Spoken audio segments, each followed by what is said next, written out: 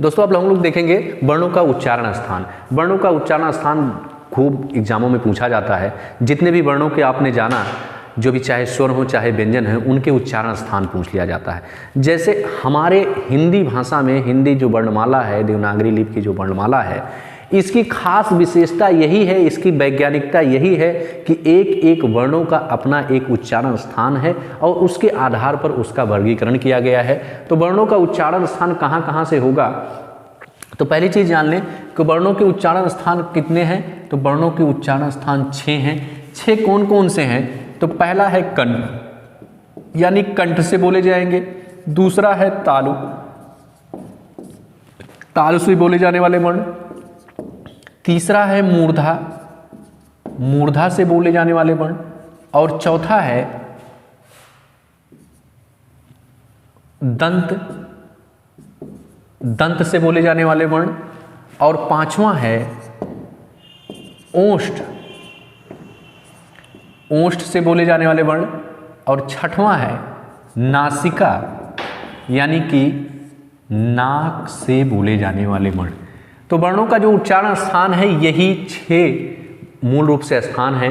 अब इनको अगर जाने आप कि हमारे मुख में इनका क्या कहाँ है ये, तो जैसे आप जानते हैं हमारे मुख में जो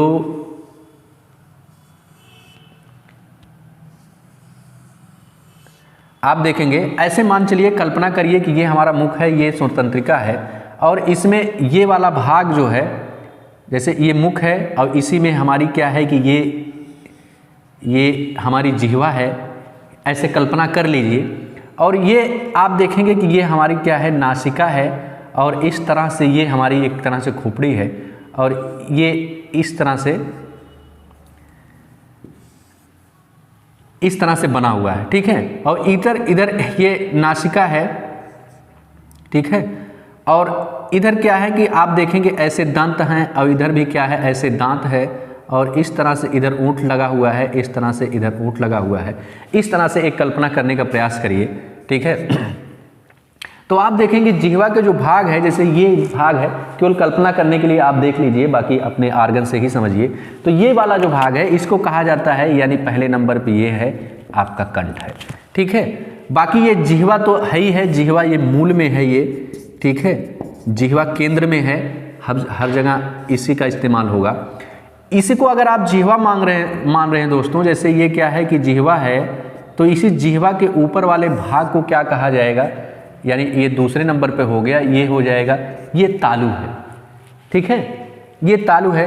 इसके बाद जो है इसी पे तालु के ऊपर ये दांत को जब उठा हुआ भाग ऐसे होगा, ये उठा हुआ भाग है, इसी को क्या कहा जाएगा, तीसरे नंबर पर ये है मूर्धा। अभी हम बताएंगे आपके मुंह के ऑर्गन से। और इधर जो नीचे ऐसे लगा हुआ है ये क्या है, ये दंत है, ये दांत है दोस्तों, ये दंत है, दंत से बोला जाएगा, दंत से बोले जाने वाले वर्ण। और ये जो दोनों हैं ये क्या है, ये ओष्ठ हैं। ये क्या है कि ओष्ठ हैं, ठीक है। तो इस तरह से आप देख रहे हैं कि ये दंत हो गया आपका चौथा, ओष्ठ हो गया पांचवा, और ये आपको जो बताया गया ये है नासिका, और नासिका हो गई ये पांचवी। एक सिंपल सी आकृति बनी है, अब इसमें कल्पना करिए और इसको जानिए। जैसे ये कहा जा रहा है ये कंठ, तो कंठ ये स्वर तंत्रिका है जो ये, इसी को कंठ कहा जा रहा है। इसके बाद जिह्वा आप जान रहे हैं, तो जिह्वा के ऊपर वाला भाग जो है उसी को तालु कहा जा रहा है। और फिर ऊपर आगे वाला जो दांत है, आगे वाला दांत, उसको क्या कहा जा रहा है, दंत कहा जा रहा है। आगे वाले दांत और इधर तालु के बीच में जो उठा हुआ भाग है उसी को मूर्धा कहा जा रहा है। अपने मुख में देखिए, ऊपर वाले दांत के ऊपर वाला जो हिस्सा है थोड़ा सा उठा हुआ है, उसी को मूर्धा कहा जा रहा है, मूर्धन। और फिर बाकी ओष्ठों को जान ही रहे, ओष्ठ है। और फिर जो है आपका ये नासिका, नाक से। तो ये ऑर्गन्स हैं, इन्हीं के द्वारा क्या होता है, हमारे मुख से जो आवाज़ निकलती है इन सब की भूमिका रहती है। इसमें जिह्वा कभी कंठ से टच करेगी, कभी तालु से, कभी मूर्धा से, कभी दंत से, कभी दोनों होंठ मिलेंगे। ऐसे क्या होगा, वर्णों का उच्चारण होगा। और यही स्थान पूछ लिया जाता है कि इन 6 स्थानों में से किस स्थानों से कौन सा वर्ण कहाँ से बोला जा रहा है। तो इसी के आधार पर हम लोग अब एक एक क्रम से लेंगे चीज़ों को। तो सबसे पहले हम लोग देखेंगे कि पहले नंबर पर है कंठ, यानी कि कंठ से उच्चारित होने वाले वर्ण। दोस्तों आप देखेंगे कंठ यानी यहां से कौन कौन से वर्ण उच्चारित होंगे, हम यहां कंठ से जितने भी वर्ण उच्चारित होंगे सबको साथ मिलेंगे, एक साथ एक सटीक से पढ़ेंगे, आसानी से जानेंगे। तो कंठ से उच्चारित होने वाला वर्ण सबसे पहले हम स्वरों में देखेंगे। तो स्वरों में आप देखेंगे ह्रस्व आ और दीर्घ आ, इनका उच्चारण स्थान क्या होता है, कंठ। आ ये कंठ से आवाज निकलते हैं। इसके बाद जो है आप देखेंगे जो का वर्ग है, आपको इससे पहले बताया गया था कि आप वर्गों को जान लें और उसका उपयोग होगा। का वर्ग यानी कि का, खा, गा, घा, ना, इनका उच्चारण स्थान क्या होता है, वह भी कंठ होता है। इसके अलावा आप जानेंगे जो विसर्ग है, विसर्ग यानी ये बिंदी, विसर्ग और हा, इसका उच्चारण स्थान क्या होता है, कंठ है। जैसे आप लिखते हैं प्रातः, हा लास्ट में विसर्ग लगा हुआ है तो वो क्या होगा, उसका उच्चारण स्थान। यानी कि आ का वर्ग वाले का, खा, गा, घा, विसर्ग और हा, इनका उच्चारण स्थान क्या है, ये कंठ से। अब इसके बाद हम देखेंगे कंठ के बाद तालु से, यानी दूसरे नंबर पर देखेंगे तालु से, तालब्य से उच्चारित होने वाले वर्ण। तो तालब्य से स्वरों में कौन कौन से उच्चारित होंगे, स्वरों में ई, ह्रस्व ई, दीर्घ ई, ये क्या होंगे, तालु से उच्चारित होंगे। इसके अलावा आप देखेंगे कि चा वर्ग, जो चा वर्ग के वर्ण हैं वह भी क्या होंगे, तालु से बोले जाएंगे। तालु का मतलब यहाँ चा वर्ग, चा, छा, जा, झा, इया, ये क्या है, ये यानी इन वर्णों को कहाँ से बोला जाएगा, तालु से बोला जाएगा। इसके अलावा आप जानेंगे कि इन वर्णों के अलावा ई, चा के अलावा आप जानेंगे कि जैसे या है, या का भी उच्चारण स्थान क्या है, तालु है। उसी तरह से जो जिसको बड़ा सा आप कह सकते हैं, कहते हैं, वो भी इसका यानी कि तालु से बोला जाएगा। इसको सही रूप से, शुद्ध रूप से तालब्य सा कहते हैं। तो ये तालु से उच्चारित होने वाले वर्ण हैं। अब देखेंगे हम लोग तालु के बाद मूर्धा से उच्चारित होने वाले वर्ण, यानी तीसरे नंबर पे हम लोग देखेंगे कि मूर्धा या मूर्धन्य से या मूर्धा से उच्चारित होने वाले वर्ण कौन से हैं। तो मूर्धा से स्वरों में कौन उच्चारित होगा, तो स्वरों में मूर्धा से क्या होगा, री वर्ण उच्चारित होगा। इसके अलावा आप देखेंगे टा वर्ग का उच्चारण स्थान क्या होगा, मूर्धा होगा। टा वर्ग के अंतर्गत टा, ठा, डा, ढा, ड़ा, इनका उच्चारण स्थान क्या होगा, मूर्धा होगा। इसके अलावा जो है जो रा वर्ण है उसका उच्चारण स्थान मूर्धा होगा, और जिसको आप षष्ठी सा कहते हैं यानी मूर्धन्य सा, जो मूर्धा से बोला जाएगा वो क्या होगा, कि ये सा होगा। तो इतने वर्ण क्या हैं, ये बोले जाएंगे आपके मूर्धा से। तो मूर्धन्य से बोले जाने वाले वर्ण कौन से, री, टा वर्ग और ये सब, ठीक है। अब हम लोग देखेंगे जो है मूर्धा के बाद दंत से।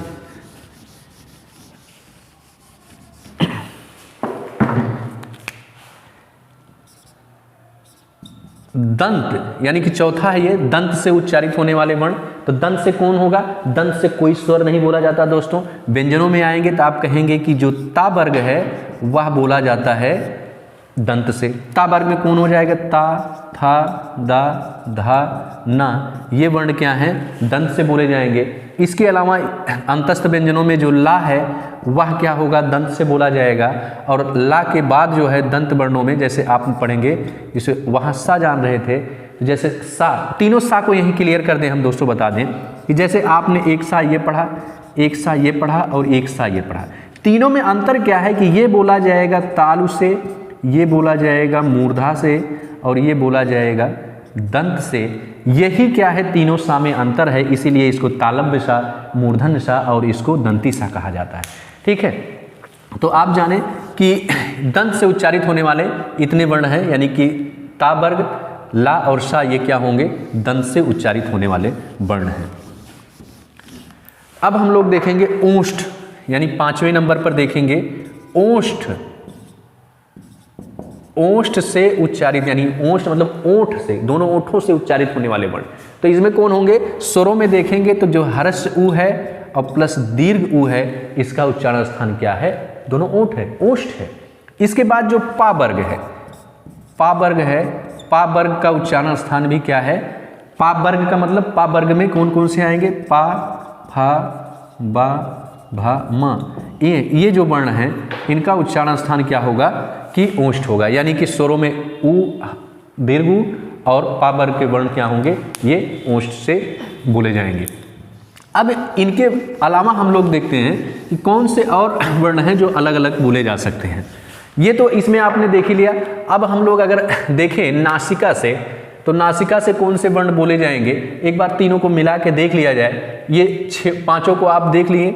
6वें नंबर पे अगर बात किया जाए नासिका से, यानी नासिक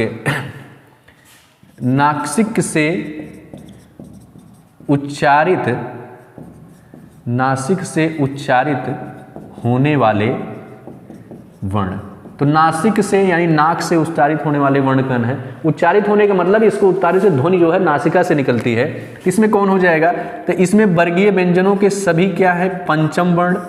पंचम वर्ण का मतलब ये है जैसे आप का वर्ण में का लास्ट वाला, तो यानी कि ना हो जाएगा। ऐसे चा वर्ग में कौन सा पांचवा है, यहाँ हो जाएगा। टा वर्ग में कौन है, ड़ा है। ऐसे ता वर्ग में पांचवा कौन है, ना है। पा वर्ग में पांचवा कौन है, मा है। ये 5 वर्ण जो हैं पंचम वर्ण इन्हीं को कहा जाता है, इनका उच्चारण स्थान नासिका है। इसके अलावा जो अनुस्वार है दोस्तों, जिसको आप बिंदी के रूप में लिखते हैं, हालांकि व्यक्त करने के लिए आप ऐसे लिख देते हैं, उसका भी उच्चारण स्थान क्या है, नासिक है। जैसे आप लिखते हैं पंकज, कंचन, दंड, तो ऐसे जो वर्ण लगा रहे हैं तो वो क्या हो जाएंगे, उनका उच्चारण स्थान क्या हो जाता है कि ये नासिका हो जाता है। इसके अलावा अब और कुछ चीज़ों को देखा जाएगा अन्य। अब क्या होंगे, मिक्स करके देखे जाएंगे। अब हमको देखना है कौन कौन से वर्ण छूट रहे हैं, कौन कौन से वर्ण छूट रहे हैं। तो स्वरों में अगर हम बात करेंगे तो स्वरों में हम देख रहे हैं कि छूट कौन रहा है, ए छूट रहा है और ऐ छूट रहा है। अब ये देखेंगे इनका उच्चारण स्थान क्या होना चाहिए। जैसे ए ऐ है, इसका उच्चारण स्थान क्या होना चाहिए। तो दोस्तों सबसे पहले ये जानेंगे ये बने कैसे हैं। ये बने कैसे हैं तो आप जानेंगे ये हर्ष आ प्लस हर्ष ई के योग से बना हुआ है। अब आप जानेंगे आ का उच्चारण स्थान आपने पढ़ रखा है कि उसका उच्चारण स्थान, आ का उच्चारण स्थान कंठ है। ई का उच्चारण स्थान आपने पढ़ रखा है तालु है। और जब इन दोनों के योग से यह बना है तो इसका उच्चारण स्थान कौन सा हो जाएगा, तो आप कह सकते हैं कि कंठ तालब्य। कंठ तालब्य से उच्चारित होने वाले वर्ण कौन है, ए हैं। अब इसको भी देखेंगे तो ये कैसे बना है, तो यह भी आ और ए से बना है। कंफ्यूजन हो जाता है कभी बार दोस्तों, क्योंकि हम जानते हैं आ और ई से बना है ए, तो हम ये दिमाग में आ जाता है कि आ और दीर्घ ई से बना होगा ऐ। तो इस तरह से आप जानेंगे कि इन दोनों वर्णों का उच्चारण स्थान क्या है, कंठ तालब्य है। ए ऐ का उच्चारण स्थान क्या है, कंठ तालब्य। ये 2 वर्ण हैं जो कि दोनों के संयोग से बोले जा रहे हैं, ठीक है। अब इसके बाद हम लोग देखेंगे कि जैसे स्वरों में और कौन छूट गया है। तो स्वरों में आप देख रहे हैं जैसे ओ और औ, तो सेम उसी तरीके से हम लोग देखेंगे ओ औ को कि यह किससे बना है। तो आप कहेंगे आ और ऊ से बना है। तो आ का उच्चारण स्थान अभी आपने बताया क्या है, कंठ है। और ऊ का उच्चारण स्थान हम जानते हैं क्या है, ओष्ठ है। और इस तरह से आप देखेंगे कि औ भी किससे बना हुआ है कि आ प्लस ओ के योग से बना हुआ है। इसी वो यही दोनों चीज़ें कंठोष्ठ यहाँ भी शामिल हैं। इस तरह से ये हम दोनों उच्चारण कैसे हो जाएंगे, दोनों वर्णों को उच्चारण, यानी कि कण और ओष्ठ यानी कंठोष्ठ। कंठोष्ठ, कंठोष्ठ से उच्चारित होने वाले वर्ण कौन है, तो कंठोष्ठ से उच्चारित होने वाले 2 वर्ण हैं, ओ है और अव है, ठीक है। इसके अलावा एक और इंपॉर्टेंट बचेगा आपका, एक वर्ण बच रहा है सारी वर्णमाला में, हमने सब चीज़ पढ़ा। अंतस्थ वर्णों में एक वर्ण बच रहा है, वा बच रहा है, जिसका उच्चारण स्थान क्या है, दंतोष्ठ है। जिसका उच्चारण स्थान, ये एक अकेला वर्ण है जो कि दंतोष्ठ से उच्चारित होता है। वह कौन है, ये वा वर्ण है। दोस्तों होता क्या है कि देखिए ये दंतोष्ठ से उच्चारित होने वाला एक अकेला वर्ण है वा। होता क्या है कि जैसे आपने पढ़ा कि स्पर्श व्यंजन कौन कौन से, स्पर्श व्यंजनों के बारे में कहा गया कि स्पर्श व्यंजन जिसका स्पर्श हो रहा है, यानी कि जिह्वा टच कर रही है, चाहे कंठ से, तालु से, मूर्धा से, ओठ से, किसी से। उसी तरह से आपने अंतस्थ व्यंजनों को जाना कि अंतस्थ व्यंजन वह है जो स्पर्श तो करते हैं लेकिन कहीं स्पष्ट स्पर्श नहीं करते हैं। उसी तरह वो है, वाह है, तो वाह बोलते समय क्या हो रहा है, हमारी जिह्वा जो है, हमारे जो ओंठ है वो दोनों योग में आ रहे हैं, वाह। लेकिन साथ में हमारी जिह्वा दंत की तरफ भी बढ़ जाती है और हम जानते हैं अंतस्थ व्यंजनों में क्या है कि हमारी जिह्वा जो है किसी तरफ, जैसे तालु की तरफ जाएगी, अस्पष्ट स्पर्श नहीं करेगी लेकिन फिर ताल भी फिर भी मान लिया जाएगा। उसी तरह से दंतोष्ठ में हम जानेंगे कि वा का उच्चारण स्थान क्या है, दंतोष्ठ है। तो ये है दोस्तों उच्चारण स्थान मुख्य रूप से दंतोष्ठ और नासिक, ये सारे जो भी उच्चारण स्थान है एग्जामों में बहुत धड़ल्ले से पूछे जाते हैं। वर्णों के उच्चारण स्थान से बहुत सारे क्वेश्चन, कोई भी एग्जाम लिख लीजिए, यूपीपी, यूपीएसआई, टेट, सीटेट, कहीं भी देख लीजिए, आप उच्चारण स्थान पूछ लिया जाता है। तो ऐसे एग्जाम के व्यू से आप देखेंगे तो बहुत ही इंपॉर्टेंट टॉपिक है। फिर से एक बार आपको हम सिंपल सा बता दें, उच्चारण स्थान का मतलब हमारे मुख के किस भाग से कौन सा वर्ण उच्चारित किया जा रहा है। उसमें हमारे जिह्वा का मूल रोग है, वो जिह्वा हमारे जहाँ जहाँ टच करती है हम मानते हैं वो वर्ण वहीं से उच्चारित हो जा रहा है। जैसे यहाँ से हमारी जिह्वा अंदर की तरफ जा रही थी, हम का वर्ण वाले वर्ण हैं उनको मानते हैं कंठ से उच्चारित हैं। वही जिह्वा हमारी तालु से ऊपर टच कर रही है, जैसे बोलिए चा, चा, छा, जा, झा, तो चा छा बोल क्या हो रहा है कि हमारी जिह्वा ऊपर तालु से टच कर रही है, तो हम मान रहे हैं कि ये तालव्य वर्ण है, यानी ठीक है। और यही जिह्वा हमारी क्या करती है, जब ताल और दांत के बीच वाले भाग पे, उठे हुए भाग पे टच करती है, जैसे टा, टा, ठा, डा, ढा, ड़ा बोलिए, तो क्या होता है कि इसको हम बोलेंगे ये मूर्धा से बोला जा रहा है। इसी में आप जानेंगे कि जब हमारी जिह्वा जो है दांत, ऊपर वाले दांत से, जैसे ता, था, दा, धा, तो इस तरह से ऊपर वाले को टच करेगी तो हम मानेंगे वो वर्ण क्या है, दंती वर्ण है, दंत से बोला जाने वाले वर्ण है, क्योंकि हमारी जिह्वा दांत से स्पर्श कर रही है। फिर इसी में आप देखेंगे ओष्ठ, यानी दोनों वर्ण हमारे ओष्ठ के उपयोग हो रहा है, पावर्ण। तो आप पहले ये तीनों का अंतर कर लीजिए कि ताल, दंत, मूर्धा। तो ताल में तीन वर्णों को साथ में लीजिए, जैसे चा, टा, ता, चा, चा। चा बोलते समय हमारी जिह्वा क्या है, ऊपर ताल से टच कर रही है, और ता बोलते समय दांत पे, जबकि टा बोलते समय दोनों के बीच में, जैसे चा, टा, ता। तो जहां टा बोली जा रही है यानी दांत और उसके बीच में क्या है, वही मूर्धा है। पा वर्ग से उच्चारित होने वाला, देखो पा वर्ग से उच्चारित होने वाले वर्ण सबसे सरल है। बच्चा सबसे पहले कोई वर्ण बोलता है तो पा वर्ण, पा वर्ग वाला बोलता है, चाहे पा बोले, चाहे माँ बोले, चाहे बा बोले, ठीक है। जैसे कोई बच्चा कर रहा, मुंह बंद कर लिया, माँ निकल गया, माँ बोल दिया, मामा बोल दिया। तो आप जानेंगे कि क्योंकि ओठ से बोले जा रहे हैं, इसमें दांत की आवश्यकता नहीं है, चाहे बच्चे हों चाहे बुजुर्ग हो। बुजुर्गों में भी जिनके दांत नहीं रहते हैं, आप देखे हैं बहुत मुश्किल से ता वर्ण का उच्चारण कर पाते हैं। और मूर्धन वर्ण थोड़ा सा कठिन होता है, थोड़ी सी जिह्वा को और ज़्यादा मेहनत करनी पड़ती है, यानी दोनों वर्ण कठिनाई से बोले जाते हैं। तो इस तरह से आप उच्चारण स्थान को अधिक देखे होंगे, कई बार वीडियो देख लीजिएगा, आपको सही से पता चल जाएगा। बाकी आप अभ्यास करके ऐसे जान सकते हैं, जब आप 1-2 बार अभ्यास करेंगे, ठीक है, आप ऐसे अकेले में या अन्य तरीकों से अभ्यास करेंगे तो जान जाएंगे कि कैसे वाकई में वहाँ से उच्चारित हो पा रहा है, उस बारीकी को आप समझ पाएंगे। इस वीडियो में इतना ही, बाकी फिर अन्य किसी वीडियो में मिलेंगे। वीडियो तो हम बनाना चाह रहे थे, इसमें अघोष, सघोष, अल्पप्राण, महाप्राण भी बताना चाह रहे थे, लेकिन वीडियो ज़्यादा बड़ा ना हो, इसलिए हम सोच रहे हैं कि उसको अलग से वीडियो अपलोड करेंगे, वहाँ से आप देख लीजिएगा। अल्पप्राण, महाप्राण, ये सारी चीज़ें, और इनको बहुत बारीकी से बताया जाएगा, आप उसका अध्ययन कर सकेंगे। बाकी के लिए वीडियो देखते रहिए, तैयारी करते रहिए, स्वस्थ रहिए, मस्त रहिए। और हमारे वीडियो को अगर अच्छा लगे तो उसको लाइक कर दीजिए और लोगों तक भेज दीजिए, शेयर कर दीजिए अपने दोस्तों में, मित्रों में, और इच्छा हो तो सब्सक्राइब कर लीजिए, क्योंकि हमारा मुख्य उद्देश्य है इससे ज़्यादा से ज़्यादा लोगों को मदद करना। और इसमें कोई भी सुझाव हो तो आप कमेंट करके बता सकते हैं, तो उस सुझाव को भी लागू किया जाएगा। बाकी इस वीडियो में इतना ही। स्वस्थ रहिए, मस्त रहिए, तैयारी करते रहिए। जय हिंद।